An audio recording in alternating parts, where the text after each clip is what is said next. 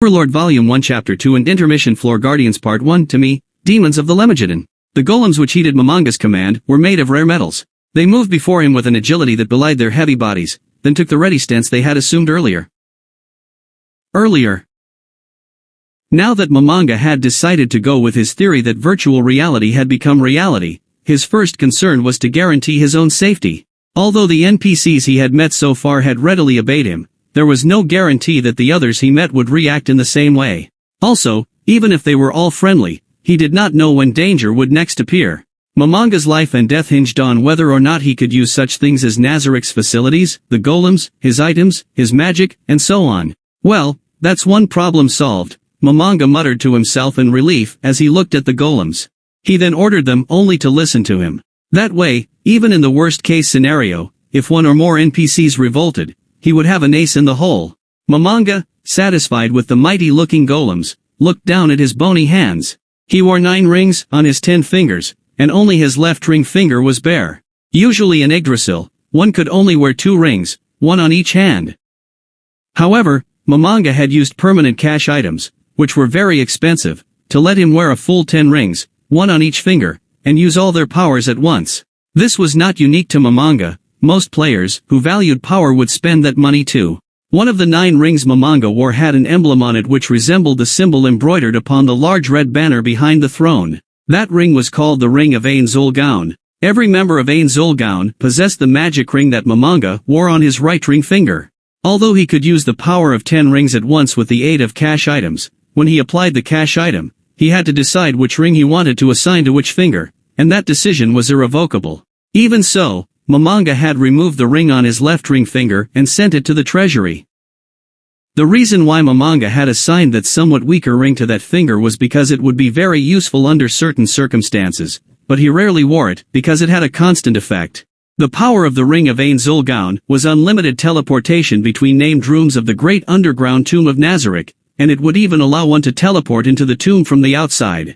Since Nazarik was warded to block teleportation into or within itself, except for a few specific areas, this ring was very handy. The only places where this ring could not teleport its wearer was to the throne room and the various guild members' personal rooms. This ring was also required to enter the treasury, which was why he could not do without it. Momonga sighed deeply. After this, he would be using the ring's power. He was not sure if the ring could still do everything he expected of it, but he had no choice except to test it out. As he unleashed the ring's power, the world before him instantly turned black. Right after that, the scenery in front of him changed, and his surroundings were now a dark tunnel. At the end of the tunnel he could see what looked like a giant lowered portcullis. Within the tunnel were artificial lights. It worked. Momonga muttered to himself, relieved at the successful teleport. He walked down the wide and high passage, toward the portcullis ahead of him. The stone floor amplified the sound of Momonga's footsteps, and at times he could hear echoes. The torches that lined the tunnel flickered constantly, and as a result, the shadows they made seemed to dance. Bathed in the light of several torches, he cast several shadows at once, and it seemed as though there were multiple Momongas. What passed for his nose should have been little more than an empty hole in his skull, yet still he smelled something as he drew near the portcullis. Momonga stopped and took a deep breath. It was a strong scent of earth and grass, the smell of the jungle. Much like his encounter with Albedo just now, the intensely realistic scent, in a world that should not have possessed such things, only convinced Momonga of the reality of the world he was in. But how did his body breathe, without lungs or a windpipe? Momonga felt that thinking too much about such things was foolish, and put it aside. As though it sensed Momonga approaching, the portcullis swiftly raised itself into the ceiling at just the right moment to let him through. Past the barrier, what Momonga saw was a circular arena, surrounded on all sides by many tiers of audience seats. The Colosseum was an oval in shape, 180 meters on its long axis and 150 meters on the short axis. It was 40 meters tall and modeled after the arenas of the Roman Empire. There were continual light spells cast everywhere, illuminating the grounds in white light, so one could observe the entire Colosseum like it was day. The audience was composed of many clay dolls, golems, in other words, which showed no sign of activity. In this Colosseum, the intruders would be the stars of the show, while the ones watching from the VIP box would be members of Ain Zulgaun. The main event, of course, would be a brutal melee. Apart from the 1,500-man invasion, every single invader had met their end here. Momonga walked into the center of the arena, and looked into the heavens. Before him stretched a black expanse of night sky. Perhaps he might have been able to see the stars if there were no light around him. However, this place was the 6th floor of the great underground tomb of Nazareth, so the sky here was merely a virtual imitation. Even that imitation required a massive amount of data, but as a result the sky here could change with the time of day, even showing an actual sun with appropriate daylight effects. Momonga could relax himself in this virtual landscape because Momonga's heart was still human, as opposed to his skeletal appearance. It was also because he felt a sense of appreciation for his comrades' hard work in building this place. Part of him wanted to just wait in space, out here, but the present situation denied him that luxury. Momonga looked around. Nobody was there. The twins should have been taking care of this place. He noticed something. Tuo. After the shout, a figure leapt from the VIP box. The figure jumped down from a height of about 6 stories, somersaulted in midair, and landed as though it were a butterfly descending on a flower. There was no magic involved, only pure physical prowess. It negated the force of the impact with a simple flexing of the knees, and it smiled broadly. V. It made a V sign of victory. A child of about 11 had descended from above. Her face bore a smile that was as bright as the sun. She was adorable, with the androgynous appeal of both a boy and a girl. Her hair resembled threads of spun gold, and it grazed her shoulders. The light reflected off the strands of hair resembled an angel's halo. Her mismatched eyes, one blue, one red, seemed as eager and sparkly as a puppy's. Her ears were long, and his skin was dark. She was a dark elf, a species related to forest elves. She wore a shirt of light leather armor, reinforced with red dragon scales. The emblem of Ain Zulgaun was proudly displayed on her vest, stitched in gold onto a white background. Below that, she wore a pair of white pants, matching her vest. A necklace with a glittering golden acorn pendant hung from her neck, and she wore a pair of gloves reinforced with plates of enchanted metal. A whip coiled across her waist and right shoulder, and there was a longbow on her back. The bowstave and grip seemed to be covered in strange decorations. Aura, is it? Momonga spoke the name of the dark elf child. He was addressing the guardian of the 6th floor of the great underground tomb of Nazareth, Aura Bellafiora. She was a skirmisher who was also able to summon and tame beasts. Aura jogged over to Momonga. Well, to her, it was a jogging pace, but she was traveling as fast as one of her beasts at full speed, rapidly closing the distance between them. Aura screeched to a halt. Her running shoes had hurricane metal plates on the soles, and they threw up clouds of dust as they ground against the floor of the arena. The clouds did not touch Momonga's body. If she had planned that, then his skills must have been impressive indeed. Aura was not sweating, but yet she wiped her forehead theatrically. Then, with a puppy-like smile, she greeted Momonga. Welcome, Momonga-sama. Welcome to the level I guard. The greeting was filled with the same respect that Albedo, Sabas, and the maids had for him, but for some reason it felt more intimate. To Momonga, this intimacy allowed him to loosen up. Being too uptight and scary was quite troublesome for Momonga, who was not experienced with this sort of thing. He could not detect any hostility on Aura's face, and his enemy skin revealed nothing. Momonga's line of sight left the band on his right wrist and he loosened his grip on the staff of Ain Zulgaun. He had planned to strike hard and fade away if an emergency occurred, but it seemed as though there would be no need for that. I'll be intruding for a while. What are you saying? You are the master of Nazareth, the supreme overlord, right, Momonga-sama? There's no place you'd be intruding if you visited. I see. Speaking of which, if you're here, Mare. Upon hearing Momonga's question, Aura blinked in surprise, as though she had realized some great truth and turned around, shouting loudly upward, Momonga-sama has graced us with his presence. How rude are you going to be by not showing your face to him? There was movement in the shadows of the VIP box. Was Mare there too? Yes, that's right, Momonga-sama. He's really timid. Oi, jump down, here now. An almost inaudible reply came from the VIP box. Judging by the distance between there and here, it was a miracle the other party could even hear Aura. However, that miracle was the result of the magic on Aura's necklace. I can't, one each on. Aura took a deep breath and grabbed her head. Momonga-sama, he's just scared. He's definitely not trying to insult you. As a member of society, one had to know when to speak one's heart and when to say things that were appropriate for the occasion. Momonga nodded and answered in a gentle way to put Aura at ease. Of course, Aura. I have never doubted your loyalty. Aura sighed in relief, and then she became serious again before shouting angrily at the VIP box. The Supreme Being Ain-sama has come to visit us, but you as a floor guardian aren't even here to meet him. You should know how disrespectful that is. If you're too scared to jump down, maybe a quick kick will substitute for courage. I'll take the stairs down. How long do you want Ain-sama to wait? Get over here now. I got it. Yeah. Mare had gathered up his courage, but his voice still seemed unsteady. After that, a figure jumped out of the VIP box. As expected, it was a dark elf. This dark elf was particularly wobbly on his feet, completely different from how Aura had handled her landing. However, he did not seem to be hurt. He must have skillfully dissipated the force of landing with some athletic trick. After that, he immediately began running over as quickly as he could. However, his top speed was still much slower than Aura. She must have thought so too, because she frowned and shouted, "Hurry up." Why yes. The child who finally arrived in front of Ains looked almost identical to Aura. They had to be twins, given the way they shared the same hair, the same eyes, and the same features. However, if Aura was the sun, then Mare was the moon. He looked nervous, as though he was afraid of being scolded.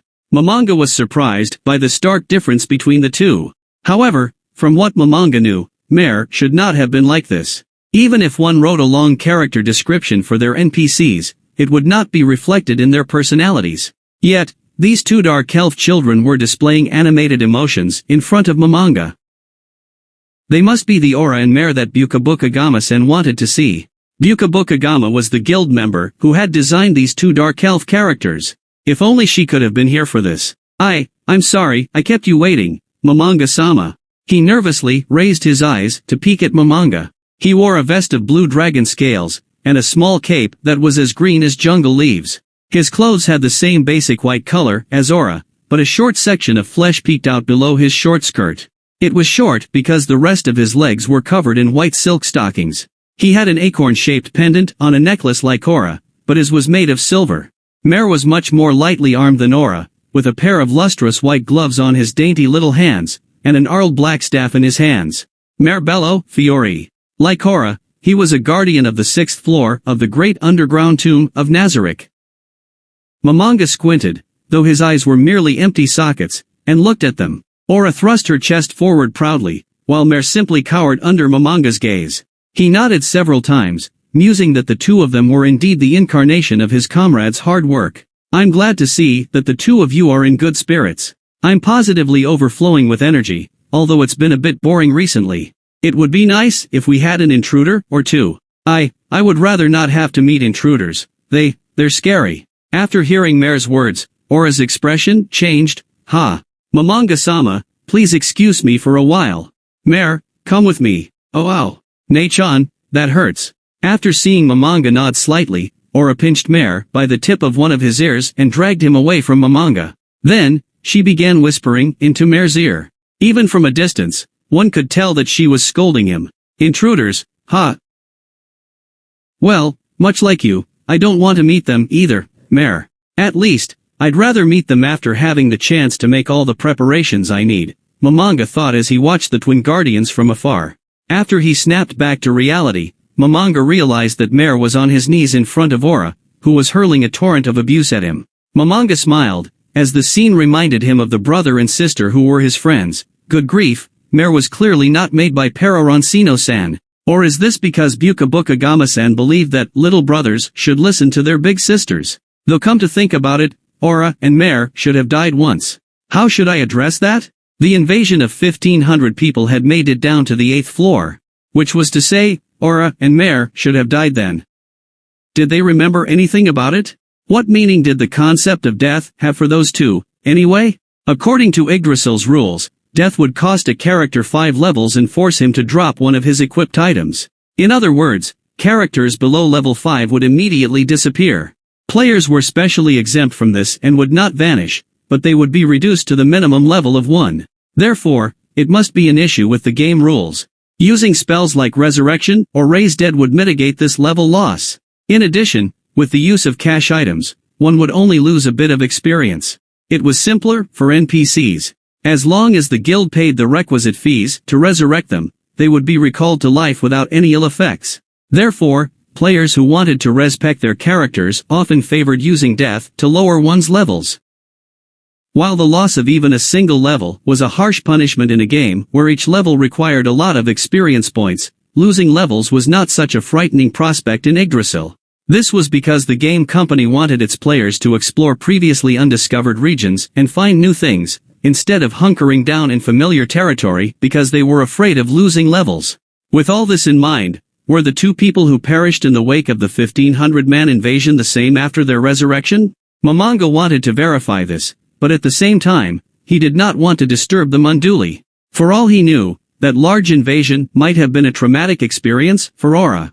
Momonga felt it would be unwise to question her in that manner when she had showed no overt signs of hostility. The important thing was that they were lovingly crafted NPCs of his friends in Ainsul Gaun.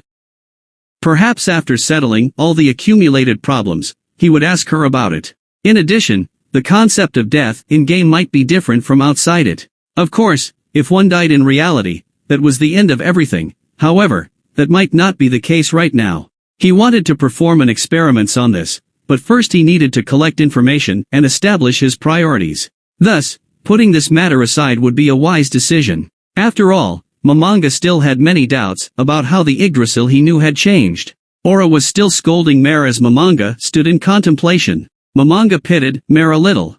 After all, he had not said anything that warranted such wrathful castigation. In the past, when brother and sister argued, all Momonga could do was watch. But now, things were different. That should be enough, don't you think? Momonga-sama. But as a guardian, Mare, it's fine. Aura, I understand how you feel. It is only natural that you would feel unhappy if Mare, as a floor guardian, said such a cowardly thing, especially if it were in my presence. However, I believe that if anyone invaded the great underground tomb of Nazarick, you and Mare would fearlessly step forward to engage them. There is no need for scoldings as long as one does what is required of them when the time comes. Momonga walked up to between the two of them and helped Mare up. And Mare, you should be grateful to your kind sister. Even if I were angry, I could not remain so after seeing how your sister scolded you. Mare looked in surprise at his sister.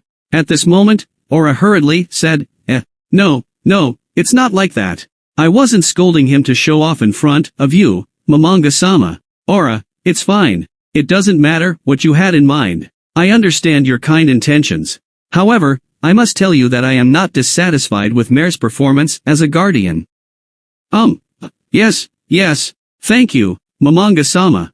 Thank you very much. Momonga felt uncomfortable as he watched the two of them bow to him. He felt particularly ill at ease as he saw them look at him with their shining eyes. In order to camouflage the embarrassment he felt at being looked at that way, Momonga coughed. That's right. Aura, I think you said something about being bored because there were no intruders?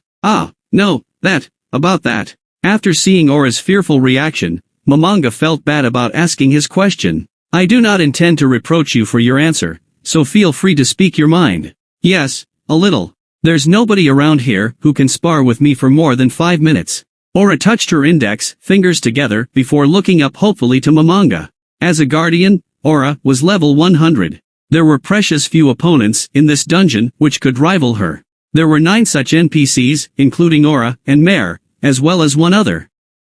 What if Mare was your opponent? Mare's body trembled as he shrank away. He shook his head with moist eyes, and he looked very afraid. Aura sighed as she saw the way he looked.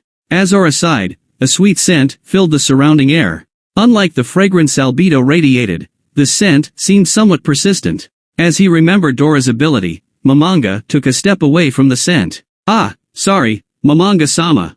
As Aura noticed Momonga's strange reaction, she hurriedly dispersed the scent with her hand. Among Aura's skills as a beast tamer, there were certain passive skills that had buffing and debuffing effects. These abilities acted through her breath and had a radius of several meters, some even up to 10 meters. With the effect of certain skills, that radius could be enlarged to unbelievable proportions. In Yggdrasil, icons representing buffs and debuffs appeared in one's field of vision, so one could see if they were under the effect of an ability.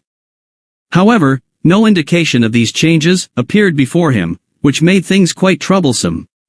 It should be fine now, I cancelled it. Is that so? Although you're undead, so mind-affecting effects shouldn't work on you, right, Mamanga-sama? That was true in Yggdrasil. The undead were immune to mind-affecting effects, whether positive or negative. Was I within the effective radius? Aura lowered her head, in fear, and so did Mare beside her. I am not angry, Aura, Mamanga said in as gentle a voice as he could manage. Aura, you don't have to be so afraid. Do you think such a simple skill would inconvenience me? I was simply asking if I was within the effective range of your skill. Yes. Just now, you were within range of my skill. After hearing Aura's energetic answer, as relief flooded back into her, Mamanga realized that his very presence filled Aura with fear. Once he noticed this, he felt a clenching pain in his non-existent stomach. What if he became weaker from this? Every time he thought about that, he tried desperately to put it out of mind.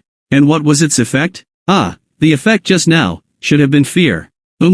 He did not feel afraid. In Yggdrasil, one would not be affected by attacks from the guild or party to which one belonged. Although, there was a very real chance this rule no longer applies, so it would be best to verify that now. Aura, I was just thinking that your skill should not have an effect on people from the same guild, the same group. Aura's eyes went wide, much like Mare's did from the side. Judging from their reactions, Mamanga realized that they did not agree with him. Am I mistaken? Yes. Could it be you mixed it up with the ability to freely change the range of one's skills? So it seemed the rule, disabling friendly fire, was no longer in effect. Mare was not affected while being near Aura, but that might be because he had equipped an item which negated mind-affecting effects on himself. In contrast, the undead Mamanga's divine class items did not have any data which protected against mind-affecting effects. But in that case, why did Mamanga not feel fear? There were two possibilities. He might have resisted it with his base stats, or resisted it with his immunities from being an undead creature. Because he was not sure which hypothesis was correct, Mamanga decided to conduct an experiment. Can you try using other effects? Aura tilted her head and made a strange noise of bafflement. Mamanga was reminded of a puppy, and he reached out to stroke Aura's head. Her hair and scalp felt smooth as silk, and caressing her was very comfortable. Because Aura did not seem to mind, Mamanga wanted to keep going on. However, Mare looked a little frightened as he stared at them from the side, so he paused. What was Mare thinking, anyway? After thinking for a short while, Mamanga released his staff and ruffled Mare's hair with his other hand. The quality of Mare's hair felt better, but Mamanga hardly paid it any heed as he rubbed their heads until he was satisfied. Then, he remembered what he was here to do. Then I have something to ask of you. I plan to conduct certain experiments. I'll need your help for them. At first, the two of them did not know how to respond to that. However, when Mamanga's hand left their heads, the two of them had embarrassed yet happy looks on their faces. Aura cheerfully replied, Yes, I understand. Mamanga-sama, leave it to me. Mamanga reached out a hand to quell Aura. Before that, Mamanga gripped the floating staff in his hand. Just like before, when he used the power of the ring, he focused on the staff. Among the many powers it possessed, Mamanga concentrated on one of the gems which decorated the staff. It was a divine class item called the Gem of the Moon, and the ability Mamanga chose called forth Moonlight Wolves. As the summoning magic took effect, 3 beasts appeared out of thin air. The special effects of the summoning were the same as in Yggdrasil, so Mamanga was not surprised by them. Moonlight wolves looked very similar to Siberian wolves, but they radiated a silver glow. Mamanga could feel a mysterious connection between himself and the Moonlight wolves. It clearly showed who was the master and the servant between them. Are those Moonlight wolves? Aura's tone showed she did not understand. After all, she had no idea why Mamanga would summon such weak monsters. Moonlight wolves were highly agile and they were useful for ambushes, but they were only level 20 or so. They were very weak monsters compared to Aura and Mamanga. However, monsters of this level were enough for their purposes this time round. In fact, the weaker they were, the better. Yes, they are. Now, include me in the radius of your skill. Really? It's fine. Mamanga's insistence was so great that even the dubious Aura went ahead with it. Given that they were no longer in the game, there was a possibility he could not ignore, which was that Aura's skill might not have activated properly. In order to rule that out, he had to expose himself to the skill with a third party, which was why he had summoned the Moonlight Wolves. After that, Aura exhaled several times, but Mamanga did not feel affected in any way. He tried relaxing or turning around in the middle of the skill, but he felt nothing strange. However, the Moonlight Wolf behind him was affected. Thus, he concluded that Aura's skill had taken effect. From this experiment, Momonga learned that mind-affecting effects did not work on him. This meant, in the game, demi-human and heteromorphic races unlocked racial skills when they reached certain levels. An overlord like Momonga had the following skills: create high-tier undead 4 times per day, create mid-tier undead 12 times per day, create low-tier undead 20 times per day, negative energy touch, despair RV, instant death, negative protection, dark soul, black halo, undead blessing, unholy protection, wisdom of darkness, speak evil tongues, ability damage 4, piercing damage resistance V, slashing damage resistance V, turn resistance 3, high-tier physical immunity 3, high-tier magic immunity 3, cold, acid, and electrical immunity, as well as arcane vision/C invisibility. And then there were the abilities from his class levels: instant death magic enhancement, rite of darkness, undead aura, undead creation, undead control, undead strengthening, and so on. Then there were the basic special qualities which all undead possessed: immunity to critical hits, mind affecting, poison, disease, sleep, paralysis, death, and energy drain effects. Resistance to necromancy and biological penalties. Undead did not need to breathe, eat, or drink. They were healed by negative energy and had dark vision. Of course, they had weaknesses too, like good, light, and holy vulnerability 4, bludgeoning vulnerability V, vulnerability to holy and good consecrated areas 2, double damage from fire, and so on. This meant that Momonga could be sure that he still possessed the basic abilities of an undead being and his special skills gained through leveling up. I see. Well, this was an informative experiment. Thank you, Aura. Are you, right? Yes, I'm fine. Is that so? Return. The 3 Moonlight Wolves vanished as though time itself had turned backward for them. Momonga-sama, did you come to our floor in order to perform those experiments just now? Mare was nodding beside her. No. In truth, I came here for training. Training? For you, Momonga-sama? Aura and Mare's eyes were so wide it seemed like they might fall out of their sockets. Their surprise was only natural. After all, who would expect to hear such a thing from Momonga, a powerful magic caster, the supreme ruler of the great underground tomb of Nazarick, as well as the one who stood above all? Momonga, who had anticipated this reaction, swiftly replied, "Indeed." After seeing Momonga's swift reply and hearing the light impact of his staff on the ground, realization dawned on Aura's face. Momonga was quite pleased with himself, as this reaction had fallen within his scope of prediction. Is that the legendary weapon of the highest order, which only you may wield, Momonga-sama? Legendary weapon? What did he mean by that? Momonga had his doubts, but after seeing Mare's shining eyes, he knew the question had not been asked with ill intentions. Indeed, this is the staff of Ain Zulgaun, which I made with my guild members. Momonga raised the staff, and it immediately radiated a beautiful glow which lit up its surroundings. The glow was as blinding as the staff itself. However, the surroundings were filled with inauspicious flickering shadows, which emitted an aura of menace. Momonga's voice was more animated and proud when he spoke. The 7 gems in the staff's snake mouths are all divine class artifacts. Since they all belong to a set, having them together unlocks even greater power beyond their base abilities.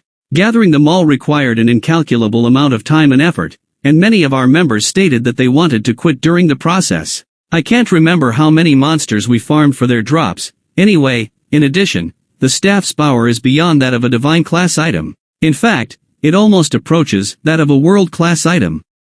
Its most potent feature is its automatic engagement system. Cough, cough. It would seem he had gotten carried away. He had built it with his comrades in the past, but because he had never taken it out before, there had been no chance for it to shine. Now that he had the chance to show it off, his praise surged forth like a rising tide. Momonga forcibly quelled his desire to flaunt the staff. How embarrassing. Something like that. That's amazing. That's totally awesome, Momonga-sama. Momonga almost laughed as he saw their eyes. He tried his best to suppress the delighted expression on his face, although skeletons had no expressions, and continued, which was why I wanted to run some experiments with this staff. I hope you can help me. Yes. Understood. We'll go prepare right away.